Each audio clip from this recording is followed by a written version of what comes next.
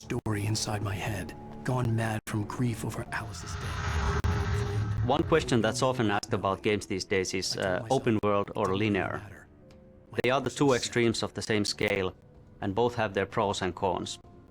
Open world is of course all about the freedom of movement. You can go where you want and do what you want. And that's cool in itself, but by nature it fights against the traditional storytelling.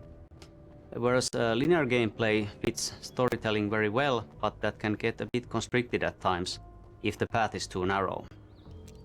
We always want to tell a meaningful and compelling story, and we didn't want to compromise that in any way. But at the same time, we had lots of different scenarios and beautiful nature, and we didn't want to throw that away either. So what we did was intersperse it between the important story locations. So there is plenty of chance to explore your surroundings and plenty of cool stuff to find if you do.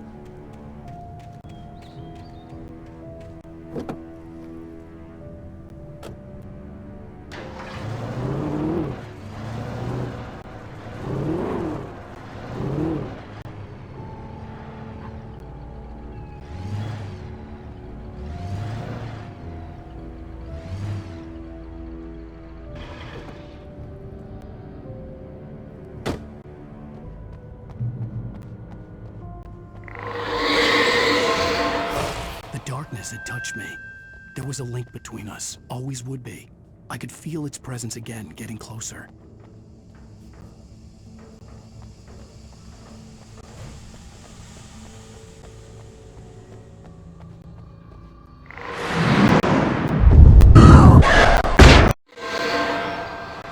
I will kill your wife.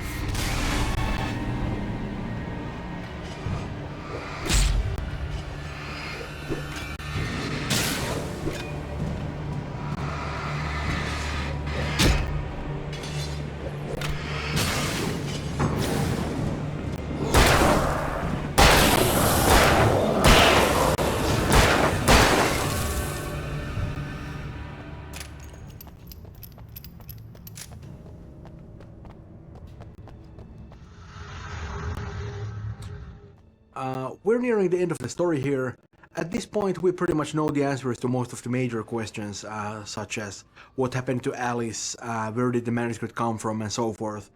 All that remains for Wake now is to make his final run into the Heart of Darkness and make his final sacrifice. He's said goodbye to his best friend. He's not really expecting to come back from this one, but he's willing to do that to save Alice.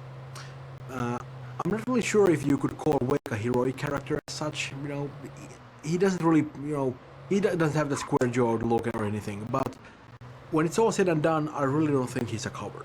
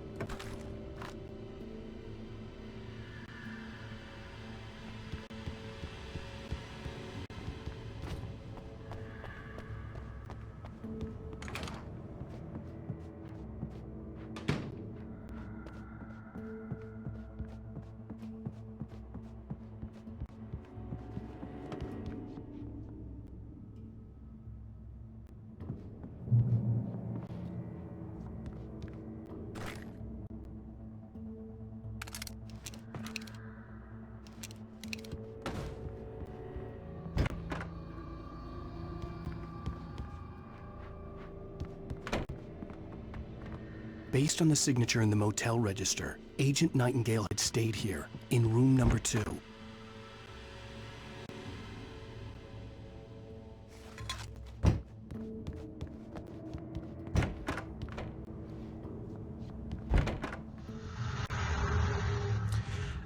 Agent Nightingale has a drinking problem and his judgment is poor, as you can tell, but he's after Wake for a reason.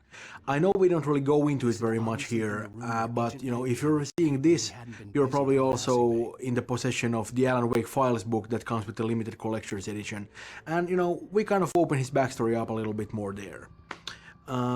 In fact, if you look carefully around this room here, this Nightingale's motel room of course, you can see those very files sticking out of the air vent. We have a lot of little hooks like that in the game. At one point, Nightingale actually flew out of Brightford with the rest of the gang and made his way to the power plant, but we kind of had to cut that part out for pacing reasons. It just wasn't working very well. It was a shame, but it's just one of those kill your darlings things. But at least he makes it through this game alive, as you know if you look through the ending cinematic of the game. So hopefully we'll see a little bit more of him in the future. We kind of have a soft spot for him.